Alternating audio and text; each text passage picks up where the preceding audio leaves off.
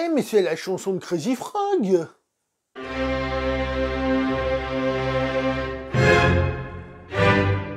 Bonjour à vous les cinéphiles et bienvenue dans cette critique poussiéreuse. Aujourd'hui, on va revenir sur un de mes films cultes de quand j'étais gamin, Le flic de Beverly Hills numéro 2. Si vous voulez savoir ce que je pense du flic de Beverly Hills numéro 1, eh ben, j'ai déjà fait une vidéo, dans laquelle d'ailleurs je raconte les origines du projet, comment cela s'est fabriqué, et c'est important pour comprendre d'où viennent les personnages, où ils vont, etc., etc., et même comprendre certaines blagues du film que je vais quand même vous réexpliquer. On va donc aller par étapes, comme d'habitude.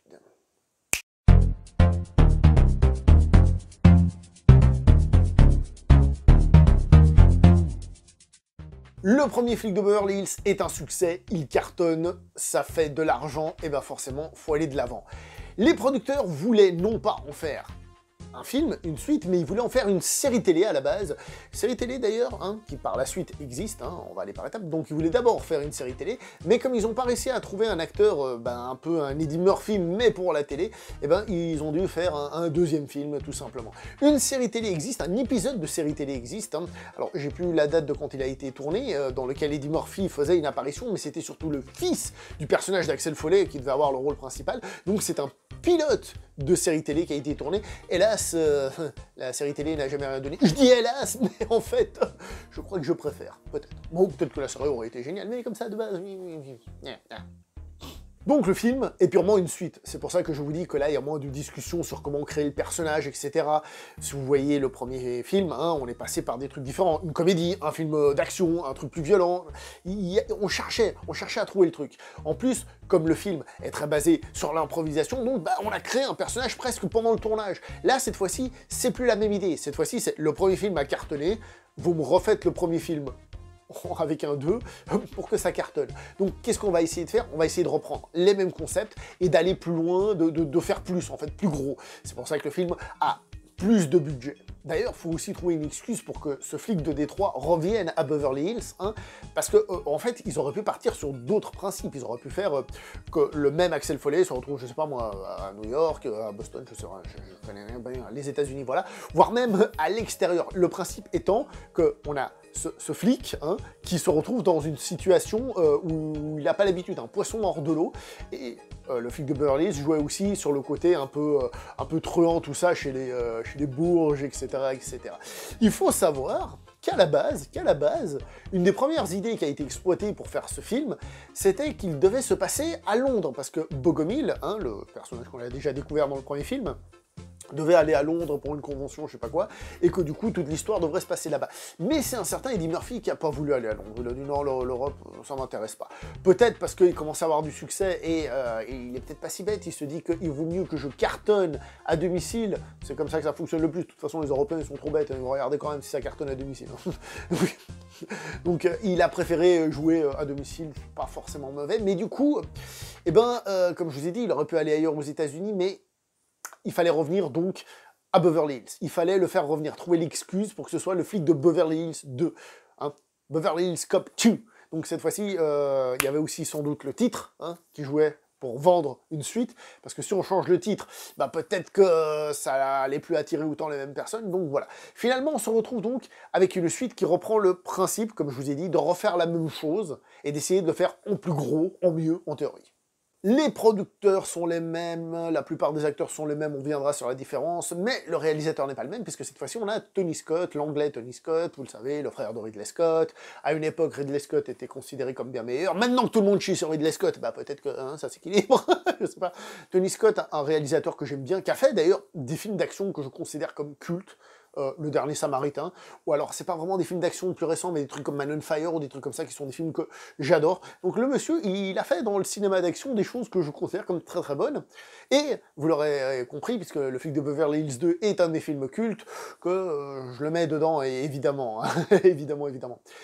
Tout de suite, on va voir dans le film qu'il aura sa marque, on retrouve, vous savez, ce côté orangé à travers la fenêtre, avec les stores baissés comme ça, les rayons de soleil, tout ça, ça c'est très Tony Scott. Lui-même a dit qu'il voulait faire de ce film un film d'action duquel découle la comédie. Donc, mettre plus d'action, comme je vous le disais, faire plus gros, mais le premier film était avant tout une comédie, et je pense qu'on peut continuer à qualifier ce film de comédie. Au niveau des acteurs, comme je vous ai dit, on reprend les mêmes, basiquement, hein, Eddie Murphy forcément, hein, mais aussi tous les autres. J'ai regardé les bonus DVD, c'est pas toujours très intéressant, ils passent leur temps à dire « Ouais, regardez, on est entre potes, on s'amuse bien ». On a l'impression que dans le premier film, ils se sont bien amusés avec le côté improvisation et tout, mais on est entre potes, on s'amuse bien, sachez-le, hein, vous spectateurs, haha, qu'est-ce qu'on s'amuse, il fait beau, on est bien payé parce que le premier film a cartonné, et puis on a dans la mention, la Playboy Mansion, donc comment dire qu'on prend notre plaisir à faire ce film, mais ils disent pas grand-chose d'intéressant, c'est un peu du passe-partout comme ça, et c'est vraiment, je trouve, dommage à ce niveau-là, ils passent leur temps à répéter ça, le côté on est cool, on s'amuse bien, et c'est vraiment le but. Donc, comme je disais, au niveau des acteurs, la principale nouveauté, celle qui va faire bim dans la gueule de tout le monde, c'est Brigitte Nielsen. Brigitte Nielsen, actrice qu'on a déjà vue du côté de Stallone, Rocky IV par exemple, Cobra, hein, le lien avec le premier film, Cobra, hein, d'accord, qui pour la petite histoire était, paraît-il, une femme qui aimait profiter de la vie, et pour la petite histoire, il paraît qu'Eddie Murphy aussi aimait profiter de la vie. Qu'est-ce qui se passe quand deux personnes qui aiment profiter de la vie se rencontrent? Eh ben, paraît-il, hein, j'étais pas là, eh ben, paraît-il qu'ils profitent de la vie, justement. Et que c'est ce profitage de la vie sur ce tournage qui aurait fait le coup décisif du divorce entre Stallone et Brigitte Nielsen, puisqu'à l'époque, c'était donc Madame Stallone. Voilà, voilà. Ça, c'était pour la partie closer. Sinon, dans le film, on a aussi donc Dean Stockwell qui est décédé récemment, hein, hélas, qu'on a pu voir dans des films comme Dune, dans des séries comme Code Quantum ou encore Battlestar Galactica. Donc quand je dis Dune, je parle de celui de David Lynch. Ah oui, maintenant, il faut préciser. Et on a un acteur duquel je massacrais le nom, c'est pour ça qu'il y a une coupe, Jürgen Prochnow, celui qu'on avait pu voir entre autres dans le film allemand Das Boot, qui fait ici le méchant, le très méchant. Allez, tant qu'on y est, on a Chris Rock qui fait une apparition dans la Playboy Mansion, c'est celui qui fait le mec qui gare les bagnoles. Ouais, il fait une petite apparition, il est là, puis voilà. Voilà, il est là.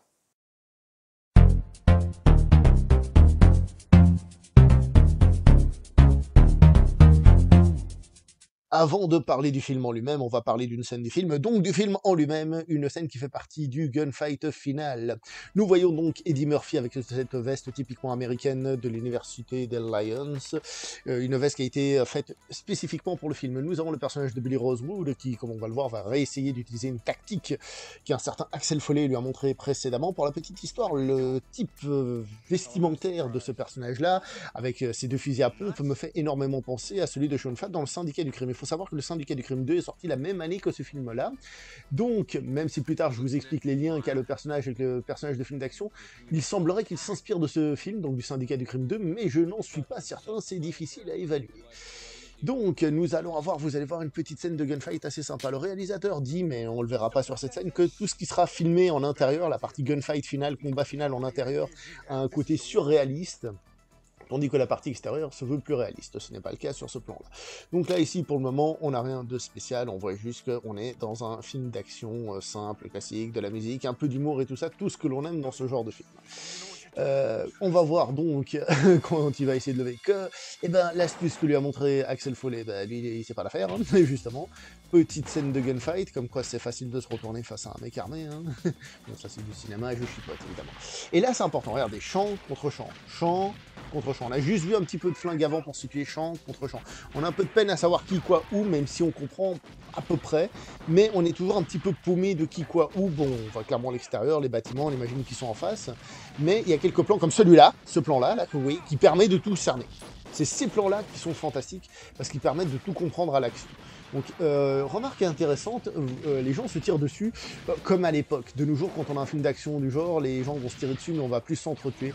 Là, ici, on tire, on se flingue, et ça fait partie du plaisir total du truc. Alors, je vous parlerai plus tard de l'utilisation du bazooka, c'est assez rigolo, je trouve, dans le film, même si cette scène reste toujours très sympathique. Donc, on a ces flics qui sont en train de se battre, et ce qui est intéressant, c'est que comme vous voyez, il y a de l'humour, on tire sur des gens, on les tue, mais on a cette scène avec Billy Rosewood qui est humoristique au milieu, comme tout à l'heure, donc ça veut dire que le film ne se prend pas au sérieux, que c'est une comédie avant tout, qu'on se tire dessus dans la joie et dans la bonne humeur. Vous allez voir Eddie Murphy qui va sortir son petit rire, voilà, donc on est vraiment dans une comédie policière. Quand même quelques plans intéressants avec une caméra qui bouge, qui permet de cerner un petit peu tout ça et tout ça.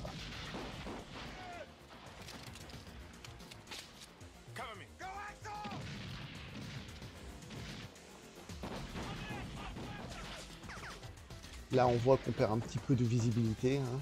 Il court où sont les gens, à quelle distance ils sont de Eddie Murphy pour lui tirer dessus. On voit qu'il le couvre, mais à quelle distance il passe sur quel bâtiment il passe, là, ça se perd un petit peu.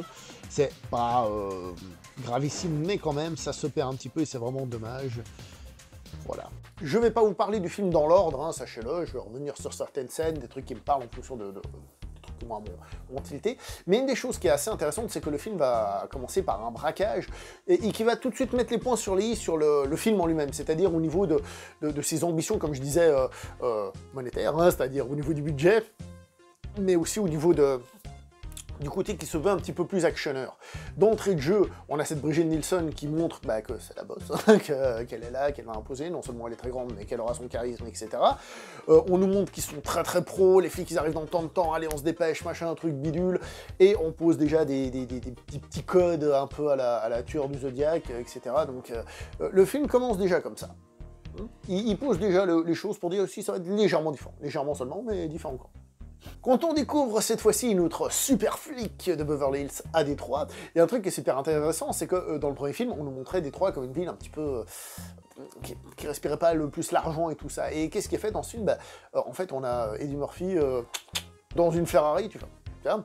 Est-ce que ce serait Beverly Hills lui aussi, on va dire? En fait, on découvre après que c'est une blague et tout, mais enfin... Il est en train d'être undercover, en sous-marin, comme ils disent dans la VF.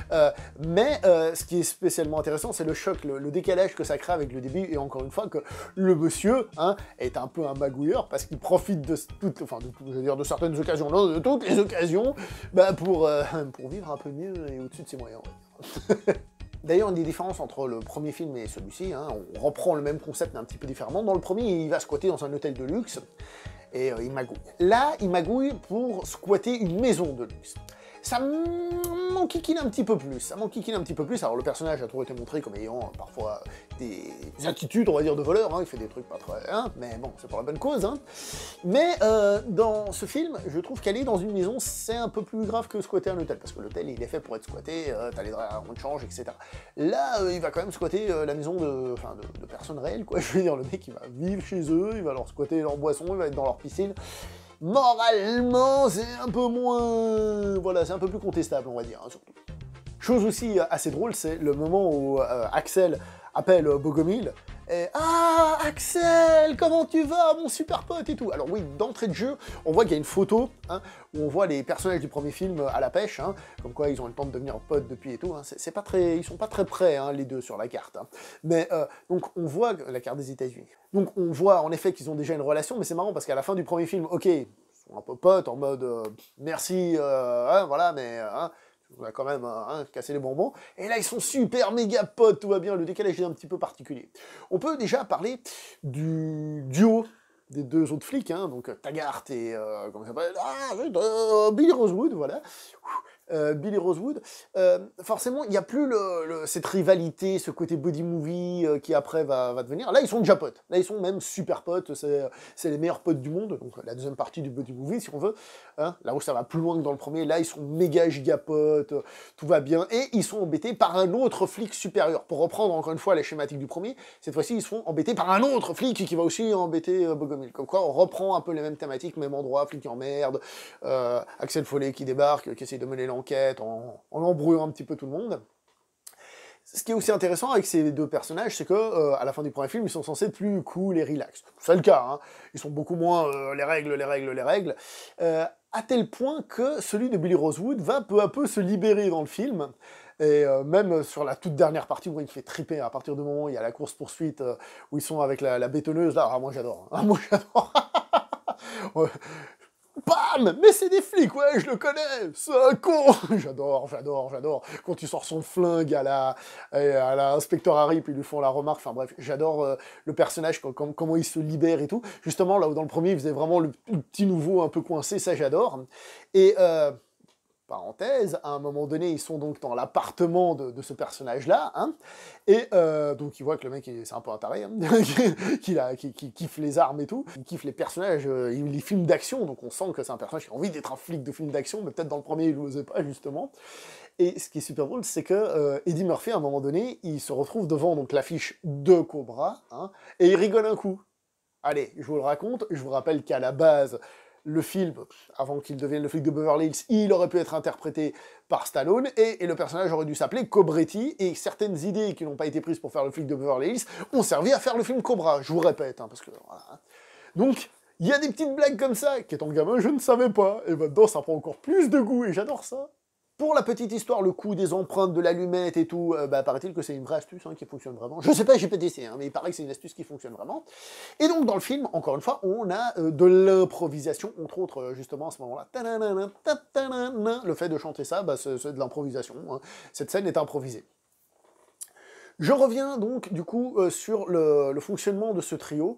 Dans ce trio, je trouve que celui qui reste un petit peu trop en retrait en tant que personnage, du coup, c'est le personnage de Taggart. Parce que là où Axel Foley, c'est le personnage principal, c'est lui qui brille de mille feux. Là où Billy Rosewood aura toute sa partie à lui, j'ai envie de dire, la partie où il est un peu foufou, d'une certaine manière. Je reviendrai sur autre chose après, vite fait, une parenthèse. Mais le personnage de Taggart, lui, il reste un peu plus classique, hein. Il se prend moins la tête, certes, c'est plus un pote qu'elle a pour suivre et tout, mais du coup, il est un peu moins marquant. Je profite de revenir sur un truc sur Billy Rosewood, à la fin, hein, vous savez, quand il prend le bazooka, là, et puis machin, et puis pouiou, ça part. Quand j'étais gamin, j'adorais cette scène, j'aime toujours cette scène. Mais alors, le bazooka, il a l'air d'une légèreté, mais à toute épreuve, alors que les armes, c'est super lourd. Jamais eu un bazooka dans les mains, je vous avoue, mais les quelques armes que j'ai eues dans les mains, entre autres des armes de la guerre mondiale et tout, c'est lourd, une arme. Pour centrer un peu plus sur le personnage de Taggart, il y a le moment où il tombe dans la piscine, hein, et après il s'habille avec des vêtements sur place, et il est un petit peu ridicule. Après ils vont dans une espèce de boîte de nuit, où, d'ailleurs, scène qui fait référence au premier film, hein, quand ils vont dans cette espèce de boîte de nuit, boire un verre, et au moment où ils deviennent copains comme cochons, on va dire. Donc, ils vont dans cette boîte de nuit, et ils lui disent « Vous ne le reconnaissez pas, c'est Gerald Ford. » Alors si comme moi vous êtes très mauvais, Gerald Ford, vous voyez, je le connais très bien, c'est un président américain qui était connu pour être très mal habillé, en fait, d'où la blague. Peut-être qu'il faut être un peu américain pour avoir toutes ces références, moi, bon, voilà. Et c'est donc la blague à ce niveau-là. Le film, comme je vous ai dit, globalement, il reprend le premier. C'est peut-être un défaut, il essaie d'imiter le premier, mais à partir du moment du gros braquage, où on a la course-poursuite, la bétonneuse et tout, au moment où Billy Rosewood se libère et tout ça, je trouve que le film commence à voler de ses propres ailes, et commence à se différencier du premier, et ce qui est une bonne chose pour moi. Perso, je trouve que c'est cool. Cette scène du braquage est plutôt cool, la course-poursuite est très marrante et tout, même si la conclusion est un peu bizarre quand même, hein, si vous regardez le film. Il y a la course-poursuite, ils les perdent, ils retrouvent la trace du véhicule des méchants, hein, et c'est devant la Playboy Mansion. Ok, d'accord. Et là, ils se disent, les méchants sont à l'intérieur. Oui, c'est la Station Hero, ça. Bref, ils se retrouvent là-dedans et ils rentrent dedans. Alors, attends. Les méchants font le braquage, et ils se disent on va braquer puis on va se planquer dans la Playboy Mansion.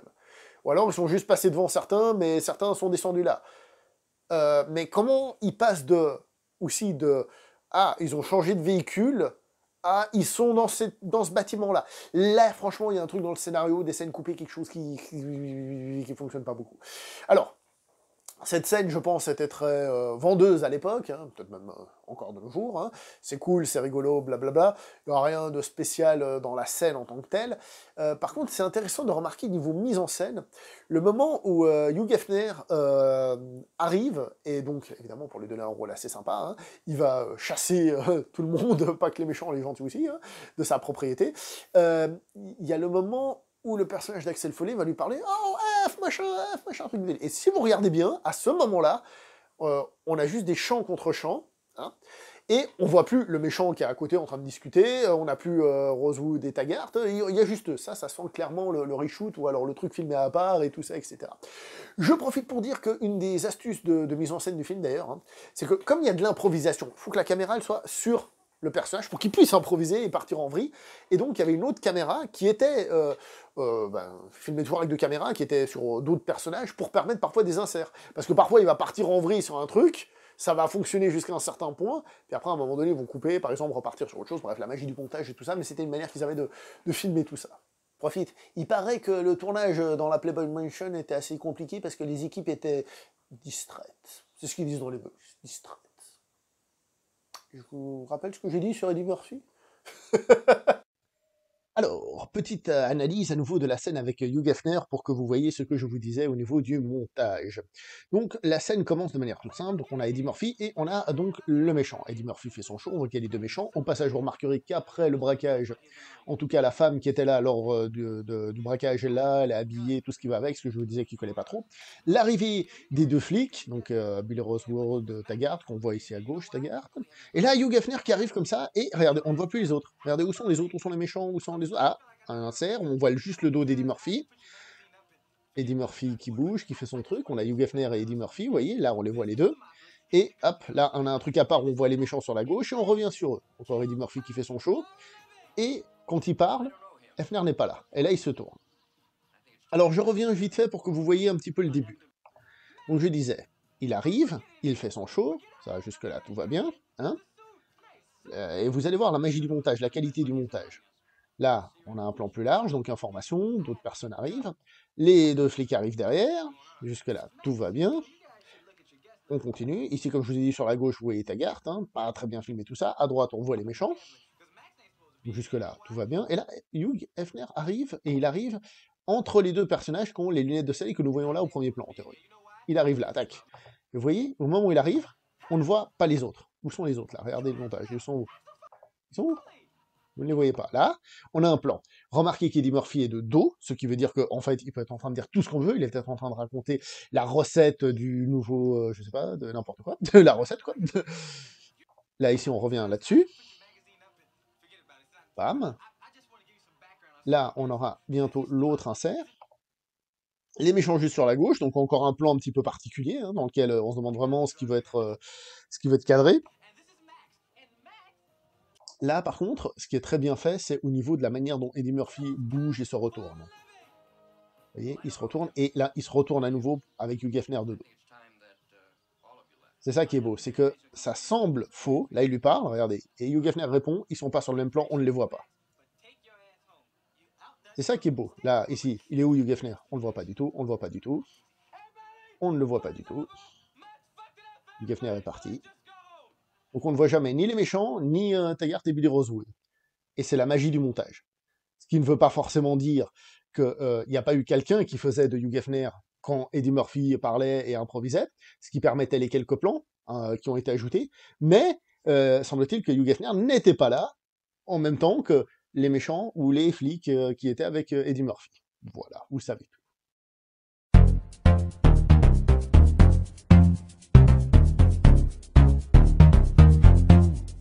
Section que je voulais faire depuis un petit moment, l'avis des spectateurs de la chaîne sur ce film. J'ai demandé sur les différents réseaux sociaux qu'est-ce que vous pensiez du flic de Beverly Hills 2. Et on commence tout de suite par Franck Leduc sur Twitter qui nous dit « Je kiffe grave le film, vu à l'époque où cinéma, une super BO Rock FM, et en plus dans le film, la première apparition de Chris Rock, tout à fait ». Sylvain Mazon qui nous dit « Pas accroché comme tous les autres, pas fan de l'acteur, l'humour ne me fait pas rire et même les scènes d'action ne sont pas folles. » Eh oui, tous les avis sont dans la nature, ladies and gentlemen. Fabien Moreau qui nous dit « Mon préféré des trois quand Tony Scott tente de faire cohabiter son style fumé de cigarette et cache de couleur avec l'humour d'Eddie Murphy. » Genji Jayer. Au passage, si je massacre les noms, vous pouvez le dire dans les commentaires, il n'y a pas de souci, et me corriger. Ça fait pas mal d'années que je l'ai pas vu, mais j'en garde dans mon souvenir du fait de la patte de Tony Scott qui est reconnaissable et que j'adore. Après, dans mes souvenirs, c'est pas un Tony Scott qui m'a marqué, mais ta vidéo me donnera peut-être l'envie de le revoir. Je complète le commentaire que vous ne voyez pas. Slash HLD. Dans la soundtrack du film, il y a I Want Your Sex de George Michael, donc le film ne peut être que bon. Denis qui nous met le meilleur, je pense. David Laurent, je trouve le moins bon, mais en vrai c'est celui qui est le plus personnel à son réalisateur et le plus sérieux de la franchise. Après, c'est pas parce que c'est le moins bon des trois que je le trouve mauvais, c'est un excellent film malgré tout. Bonne précision, surtout quand on est sur internet. Notre cher Gilles Morgan qui nous dit très bonne suite qui ne trahit pas l'original, qui reste dans le ton à la fois sérieux et humoristique de l'histoire, d'avoir de vrais moments de tension et d'émotion, un très bon Eddie Murphy. C'est vrai que je ne l'ai pas dit, il y a les quelques scènes de situation entre Eddie Murphy et la fille de Bogomil qui essaye d'amener un petit peu justement de drame pour amener un petit peu plus de jeu d'acteur à Eddie Murphy. Voilà pour l'avis.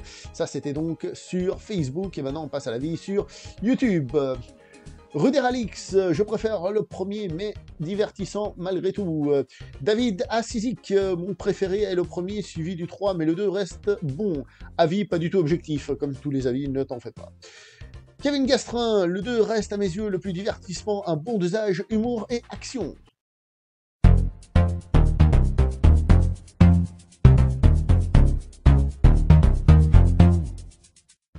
Donc voilà, un film culte, un film que j'adore, c'est sûr, il n'y a pas à discuter là-dessus, mais on peut pas nier que il reprend beaucoup les concepts du premier, peut-être un peu trop, là où le premier, comme je vous ai dit, il est peut-être un peu sorti à un moment donné, pouc. Là, c'est peut-être un petit peu trop prévu, peut-être que le côté improvisation, parfois, était trop planifié, ou des choses comme ça. Il peut manquer un petit peu moins de fraîcheur, ça c'est sûr. Donc quand t'es gamin, tu t'en rends pas compte et tu kiffes et c'est tout. Il peut manquer un petit peu moins de fraîcheur, il n'empêche que, comme j'ai dit, le film reprend le premier dans un premier temps, après il arrive à proposer autre chose, et ça reste donc un film culte, ce qui fait que je le revois sans aucun déplaisir, personnellement, évidemment. C'est pas le plus grand film d'action de l'univers, d'ailleurs Tony Scott lui-même dit dans les bonus que c'est pas un film révolutionnaire, hein. Bam, ça le dit. Faut pas se mentir, c'est pas un film révolutionnaire, mais c'est un film qui est efficace, qui fonctionne pour passer un bon petit moment, etc., etc. Les moments improvisés, on sait pas tous où ils sont. Je sais que par exemple dans La Bétonneuse, quand il parlait justement la phrase que je vous ai dit tout à l'heure, c'est un con, ça c'est improvisé, tu conduis les yeux ouverts ou tu joues à la guerre des étoiles, ça c'est improvisé. En VO, c'est tu conduis avec la force ou un truc comme ça. Bref. C'est un film que j'adore, un film culte, avec toujours ces musiques trop cool et tout. Évidemment, le côté bim, le côté des paysans du premier, où le personnage d'Axel Follet était un peu perdu par rapport au côté un peu guindé de la ville, tout ça, se perd forcément.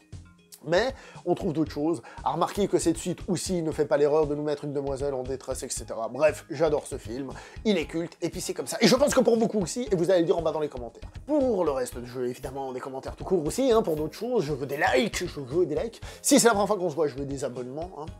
Et on se voit prochainement pour une prochaine vidéo. Portez-vous bien, hasta la prochaine.